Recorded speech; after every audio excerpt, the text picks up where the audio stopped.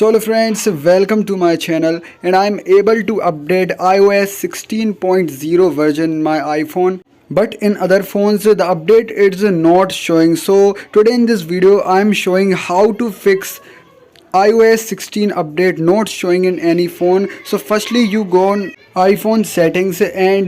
go on to transfer or reset iPhone settings, and now click on reset network settings button, or after click on reset network setting button, click on reset all settings, and after click on reset all settings, you go to the VPN and device management settings, and make sure the VPN is not connected to any other network. It is necessary to not connect the VPN to any other network, and after this you come back to at your home screen and restart your iPhone, and the